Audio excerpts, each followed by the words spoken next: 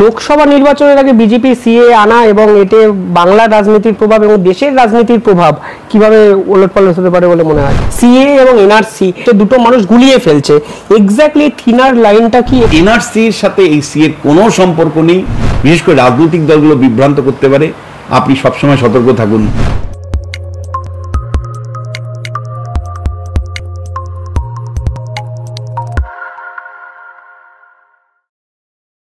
লোকসভা নির্বাচনের আগে BJP CA আনা এবং এতে বাংলার রাজনীতির প্রভাব এবং দেশের রাজনীতির প্রভাব কিভাবে ওলটপালট হতে পারে বলে মনে হয়? দেশের এটার কোনো প্রভাব নেই। দেশের পশ্চিমবাংলা এবং আসামই একমাত্র যে এটা নাগরিকত্বের ইস্যুটা ইম্পর্টেন্ট। মানে যেহেতু দেশ বিভাজনের পরে বিপুল সংখ্যক মানুষ পশ্চিমবাংলা এবং আসামে এসছে, আর এই ফলে এই অংশেরই লোকের প্রভাব, আর বাকি দেশের এর কোনো প্রভাব নেই, কোনো ইস্যুও নয়, আলোচনার বিষয়ও নয়। কিন্তু পশ্চিমবাংলার ক্ষেত্রে আমার যেটা মনে হচ্ছে সেটা হলো যে পশ্চিমবাংলাতে কিন্তু এবার বিজেপি সবচেয়ে ফেভারেবল কন্ডিশনে ছিল। মানে এবার আমি বলছি 2024 লোকসভা নির্বাচনের আগে সবগুলো রাজনৈতিক দলের প্রস্তুতির জায়গা থেকে যদি বিচার করি, বিজেপি সবচেয়ে ভালো জায়গায় ছিল। বিশেষ করে সন্দেশখালীর ইস্যু আসার পরে রাজ্য জুড়ে মানুষের মধ্যে ধিক্কার এবং সরকারের বিরুদ্ধে একটা প্রবল হাওয়া চলছে এই মুহূর্তে, যার প্রতিফলন তুমি ব্রিগেডেও সভাতেও দেখেছো। তৃণমূল কংগ্রেসের এই প্রথম একটা সভা যেখানে লোক কম হয়েছিল, তাদের প্রত্যাশার তো ধারে কাছে লোক হয়নি। তার কারণ হলো ডিমোরালাইজড হয়ে আছে তৃণমূল কংগ্রেস সন্দেশখালী, এবং একাধিক গভর্নেন্সের ইস্যু সামনে আসার ফলে দলের নেতাদের মধ্যেও ক্ষোভ বিক্ষোভ, প্রার্থীপদ থেকে শুরু করে আগের থেকেই চলছিল যুব ভার্সেস মাদার পার্টির লড়াই। ফলে তৃণমূল কংগ্রেস একটা অগোছালো অবস্থায় আছে। এবং উল্টো দিকে যদি দেখি তাহলে বিজেপি অত্যন্ত গোছালো অবস্থায়, প্রথম রাজ্যে এতগুলো বছর বিজেপি রাজনীতি করছে, এই প্রথম একটা গোছানো বিজেপিকে দেখতে পাচ্ছি, যেখানে শুভেন্দু অধিকারী এবং সুকান্ত মজুমদারের মধ্যে একটা কোঅর্ডিনেশন আছে। অমিতাভ চক্রবর্তীকে নিয়ে তাদের যে অভিযোগ সেগুলো কমে গেছে। কেন্দ্রের বিজেপি সমন্বয় করছে রাজ্যের সাথে, এবং প্রধানমন্ত্রী নির্বাচন ঘোষণার আগে 4টা সভা করে গেলেন, বিপুল সংখ্যক মানুষ হয়েছে। প্রধানমন্ত্রীর বক্তব্য তীক্ষ্ণ থেকে তীক্ষ্ণতরভাবে হয়েছে, মানুষের আগ্রহ প্রধানমন্ত্রীতে 21-এর প্রতি যা ছিল কয়েক গুণ বেড়েছে। এবং নতুন খুব গুরুত্বপূর্ণ ব্যক্তিরা বিজেপিতে যুক্ত হয়েছেন, যেমন অভিজিৎ গাঙ্গুলির মতন ব্যক্তিরা। ফলে সব মিলে বিজেপি একটা ভালো জায়গায় পৌঁছেছে। সরকার বিরোধী হাওয়াকে কেন্দ্র করে বিজেপি 2019-এর থেকেও ভালো রেজাল্ট করার মতন জায়গায় পৌঁছেছিল। এবার ছিল শব্দটা বলার সাথে সাথে আমি বলছি, যদি এই ফেভারেবল কন্ডিশনটা যদি বিজেপি ব্যবহার করতে না পারে, অর্থাৎ এত পজিটিভ এনভায়রনমেন্ট থাকা সত্ত্বেও 2024 লোকসভা নির্বাচনে বিজেপি যদি ভালো ফল না করে, তাহলে বুঝতে হবে বিজেপির মধ্যেই কোনো খামতি আছে। অর্থাৎ বিজেপির রাজনীতি পশ্চিমবাংলার জন্য অচল। বিজেপি 2021-এ পরীক্ষা দিয়েছে, মাইনরিটি ভোটাররা একদিকে ভোট দেওয়াতে বিজেপির পরাজয় ঘটেছে। 2021-এ মনে রাখবে, প্রতি 100 জন হিন্দু ভোটারের মধ্যে 54 জন বিজেপিকে ভোট দিয়েছিল। অর্থাৎ সংখ্যাগরিষ্ঠ হিন্দুরা বিজেপিকে ভোট দেওয়া সত্ত্বেও বিজেপি বিপুল ভোটে পরাজিত হয়েছে। তার কারণ 92% মুসলিম, অর্থাৎ মুসলমানদের 100 জন মুসলমানদের মধ্যে 92 জন তৃণমূল কংগ্রেসকে ভোট দেওয়াতে, মানে বলা যায় মুসলিমদের প্রভাবে কিন্তু বিজেপির পরাজয় থেকে তীব্র হয়েছিল 21-এ। এইবার সিএ যেই মুহূর্তে তুমি আনলে, একই ধরনের অ্যাটমসফিয়ার তৈরি হওয়ার সম্ভাবনা আছে। অর্থাৎ তোমার যে ফেভারেবল কন্ডিশন তৈরি হলো ছিল এতদিন, সন্দেশখালীর আবহে তুমি ভোটটায় গেলে, তুমি কি সন্দেশখালী আবহে যদি বিজেপি ভোটে যেত, তাহলে বিজেপি কোর হিন্দুত্বের ভোট তো থাকতোই, সঙ্গে যে বামপন্থীরা তৃণমূলকে অপসারণ করতে চান তারাও ভোট দিতেন, যে উদারবাদীরা, হয়তো বামপন্থী নন কিন্তু উদারবাদী, যারা তৃণমূলের রাজনীতিতে বিরক্ত, তারাও বিজেপিকে ভোট দিয়ে তৃণমূলের পরাজয়টাকে নিশ্চিত করত। কিন্তু যেই মুহূর্তে তুমি সিএর মতন আইন আনলে, তখন মানুষ কিন্তু প্রশ্ন তুলছে, মানে বিশেষ করে উদারবাদী এবং বামপন্থীদের প্রশ্ন। তাতে আমি আবারও বলছি যে সিএ লাগু হওয়ার ফলে আরএসএস খুব খুশি, কারণ আরএসএস তার আদর্শগত অবস্থানকে কার্যকারী করলো। বিজেপির যারা কোর ভোট ব্যাংক তারাও খুশি যে ভাই আমাদের সিএ ইস্যু কার্যকারী হলো। কিন্তু ভোটের রাজনীতিতে এই আরএসএস বা কোর হিন্দু ভোট যথেষ্ট নয়। তোমাকে যদি সংখ্যাগরিষ্ঠ ভোটারকে যুক্ত করতে হয়, সংখ্যাগরিষ্ঠ ভোটারের মনকে জয় করতে হয়, তবেই তুমি জিততে পারবে। এই সংখ্যাগরিষ্ঠ ভোট তৈরি করতে গেলে তোমার কোর হিন্দু ভোটের সাথে সাথে বামপন্থীদের ভোট চাই, বিক্ষুব্ধ তৃণমূলদের ভোট চাই, এবং উদারবাদীদের ভোট চাই, শহুরে শিক্ষিত মানুষের ভোট চাই। এই বর্গের ভোটাররা কিন্তু সিএ কে খুব ভালো চোখে দেখবে না, বিশেষ করে উদারবাদী এবং বামপন্থীরা। তারা মনে করবে যে ভারতবর্ষের রাষ্ট্রীয় ব্যবস্থা যখন চালু হলো তখন সংবিধানে কোথাও ধর্মের ভিত্তিতে নাগরিকত্ব দেওয়ার কথা ছিল না। যখন পাকিস্তান ইসলামিক রাষ্ট্রে পরিণত হয়েছে, বাংলাদেশ পরবর্তী সময় ইসলামিক রাষ্ট্রে পরিণত হয়েছে, আমরা কিন্তু নিজেদেরকে ধর্মনিরপেক্ষ রাষ্ট্র হিসেবে গণ্য করেছি এবং আমাদের সংবিধানে আমরা বলেছি যে ধর্মের ভিত্তিতে নয়, ভারতীয়ত্বের জায়গা থেকে কিন্তু আমরা নাগরিকত্ব দেব।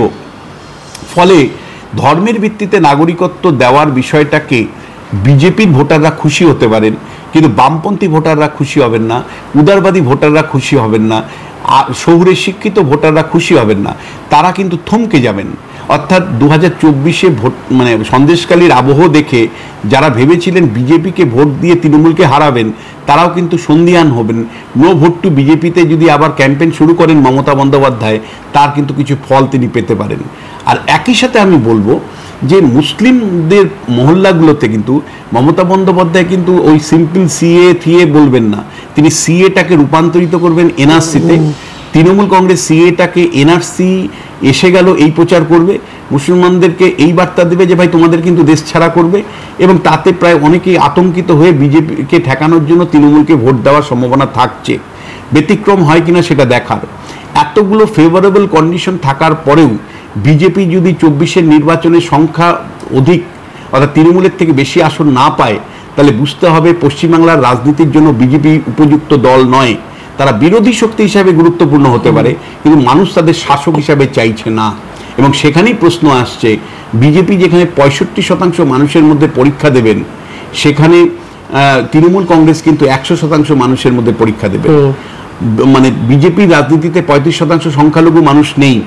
এবার সিএ আসার ফলে এই 35% সংখ্যালঘু মানুষ যদি ঐক্যবদ্ধভাবে তৃণমূলের পক্ষে যায়, তাহলে কিন্তু আমি বলছি 2021-এর যে ডিজাস্টার বিজেপির সম্মুখীন হয়েছিল, প্রায় কাছাকাছি একটা রেজাল্ট কিন্তু হলেও হতে পারে। বা আমি আরও পরিষ্কার করে বললে, যে প্রত্যাশা বিজেপির মধ্যে তৈরি হয়েছিল সন্দেশকালীর আবহে যে তৃণমূলকে ছাড়িয়ে বেশি সংখ্যক আসন পাবে, কোনো একটা জায়গায় সেটা কিন্তু বাধা হয়ে দাঁড়াতে পারে। হবেই কিনা আমি বলছি না, বাধাই হয়ে দাঁড়াতে পারে। কিন্তু যা হোক, 2024-এ যদি বিজেপি তৃণমূলের থেকে বেশি আসন না পায়, তাহলে বুঝতে হবে যে পশ্চিমবাংলার রাজনীতির জন্য বিজেপি উপযুক্ত নয়। কারণ 21-এ পরীক্ষা দিয়েছিলেন, ফেল করেছেন, আর 24-এও যদি ফেল করেন, তাহলে কোন সাহসে 26-এ আপনার পক্ষে মানুষ কথা বলবে? শীতকালে সুন্দরবন ভ্রমণের নির্ভরযোগ্য একমাত্র নাম সাগর সঙ্গম ট্রাভেলস। নিজস্ব লঞ্চে ভ্রমণ এবং অফুরন্ত খাওয়া দাওয়ার বিপুল আয়োজন। বুকিং করুন 9733066075। এখানে একটা ছোট্ট প্রশ্ন যা সেট করে শেষ করব, সিএ এবং এনআরসি, সোশ্যাল নেটওয়ার্কে এনআরসি নিয়ে বিস্তর জল্পনা হচ্ছে, দুটো মানুষ গুলিয়ে ফেলছে। এক্স্যাক্টলি থিনার লাইনটা কি একটু যদি দর্শকদের একটু আলোকপাত করেন? শুধু থিনার লাইন না, আচ্ছা, এটা গঙ্গার মতন আলাদা। মানে গঙ্গার এপার আর ওই পার যেমন স্পষ্ট বোঝা যায় যে এপার আলাদা ওপার আলাদা, তেমনি সিএ এবং এনআরসির মধ্যে ব্যবধানটাও অতটাই, মানে একেবারে স্পষ্ট। এপারে যদি সিএ হয়, ওপারে এনআরসি। সিএ বেসিক্যালি হলো তিনটে দেশ, আফগানিস্তান, পাকিস্তান, বাংলাদেশে যারা সংখ্যালঘু মানুষ ছিলেন, তার মধ্যে হিন্দুরা ছিল, বৌদ্ধরা ছিল, জৈন ছিল, এরকম 6টি সম্প্রদায়ের, শিখ ছিলেন, পার্সি ছিলেন। এই 6টি সম্প্রদায়ের মানুষ যারা ধর্মীয়ভাবে নির্যাতিত হয়েছিল, তাদের বিশেষ আইনের বল করে নাগরিকত্ব দেওয়া হচ্ছে। আর এনআরসি হলো যে তুমি মানে টেস্টপেসার ছিলে কিনা, তুমি লুকিয়ে ভারতবর্ষে ঢুকে গেছো কিনা, তোমার বৈধ কাগজপত্র নেই কিনা, তুমি নাগরিক নও ভারতবর্ষে অথচ তুমি ভারতবর্ষের সমস্ত সুযোগ সুবিধা নিচ্ছ কিনা, তুমি যদি অন্য দেশ থেকে লুকিয়ে চলে আসো, তুমি যদি অন্য দেশ থেকে বেআইনিভাবে আসো, বহু লোক বেআইনিভাবে আসে, এটা ফ্যাক্ট। যেমন আমেরিকাতে বহু লোক বেআইনিভাবে যায়, বহু লোক বেআইনিভাবে ইউরোপের দেশগুলোতে যায়, এবং ব্রিটেন যেমন কিছুদিন আগে বেআইনি লোকগুলোকে শনাক্তকরণ করে সমুদ্র দিয়ে আবার পাঠিয়ে দিয়েছে। যেমন কিছুদিন আগে ইতালি বেনামে যারা ঢুকেছিল, বেআইনিভাবে ঢুকেছিল, তাদেরকে বার করে দিয়েছে। এই বেআইনিভাবে যারা ঢুকেছে, যারা ভারতবর্ষের নাগরিক নন, যাদেরকে কোনো আইনের বেড়াজালে মানে নাগরিক হিসেবে গণ্য করা যাচ্ছে না, এমনকি সিএর মাধ্যমেও করা যাচ্ছে না, সেই সমস্ত মানুষগুলোকে কিন্তু শনাক্তকরণ করার সুযোগ আছে। পপুলেশন রেজিস্ট্রেশনের মাধ্যমে শনাক্তকরণের সুযোগ আছে এবং তাদেরকে শনাক্তকরণ করে দেশের বাইরে যে দেশ থেকে সে এসেছে সেখানে ফেরত পাঠানোরও সুযোগ আছে। আর এই যে ফেরত পাঠানোর যে প্রক্রিয়া এটাকেই বলে এনআরসি। তাহলে এনআরসির সাথে এই সি এর কোনো সম্পর্ক নেই। এনআরসি আরেকটা বিষয়, সিএ আরেকটা বিষয়, দুটো গুলিয়ে ফেলবেন না। সিএ কে নিয়ে যদি কেউ এনআরসি বলে আপনি বিভ্রান্ত হবেন না, বিশেষ করে রাজনৈতিক দলগুলো বিভ্রান্ত করতে পারে। আপনি সবসময় সতর্ক থাকুন, আপনি পরিষ্কার বলবেন যে সিএ আর এনআরসি এক নয়, কেন আপনি গুলিয়ে দিতে এসছেন। অবশ্যই, অসংখ্য ধন্যবাদ স্যার। আমার মনে হয় এই এপিসোডটা সকলের জন্য একটা শিক্ষণীয় একটা এপিসোড হয়ে থাকতে পারে এবং ইন্ডিপেন্ডেন্ট মিডিয়া হয়ে এটাও আমাদের প্রচারের দায়িত্ব যে কোথাও গিয়ে এনআরসি এবং সিএ এক নয়, দুটো আলাদা। যে কোনো রাজনৈতিক দল যদি কোনোভাবে প্রভাবিত করে আতঙ্কিত করার চেষ্টা করে সরাসরি বলুন, অধ্যাপক স্যার যেরকম বললেন যে দয়া করে গুলিয়ে দেবেন না, আতঙ্কিত হবেন না, কারণ নাগরিকত্ব যাবেন না, দেশ ছাড়ার প্রশ্নই আসছে না, উল্টে নাগরিকত্ব দেওয়ার আইন হলো সিএ। এবং যেভাবে বললেন এখনই বাধ্যতামূলক নয়, ফলে এই আলোড়ন সৃষ্টি করারও আমার মনে হচ্ছে পাশে বসে অযথা কোনো দরকারও নেই। রাজনৈতিক প্রভাব কিভাবে পড়বে সেই নিয়ে বিস্তার আলোচনা অন্য আরেকদিন আরো ভালো করে করব। আমি জানি আপনারা শুনতে চান। অসংখ্য ধন্যবাদ স্যার। ধন্যবাদ আপনাদেরও। আপনারা কি ভাবছেন কমেন্টে জানাবেন এবং এই ভিডিওটি অন্য কাউকেও শেয়ার করবেন। আর যদি এই জামাটি ভালো লাগে এই ডেসক্রিপশনে লিংক দিলাম, তাদের সঙ্গে যোগাযোগ করে আপনারা কিনতে পারেন। ধন্যবাদ। দার্জিলিংয়ে চা বাগান ঘেরা কমলালেবুর গ্রাম সৌরিনীতে এবং দাওয়াইবানিতে ঘরে বসেই কাঞ্চনজঙ্ঘার দৃশ্য উপভোগ করতে আড্ডাহাট হোমস্টে বুক করুন 9836 499 678 নম্বরে।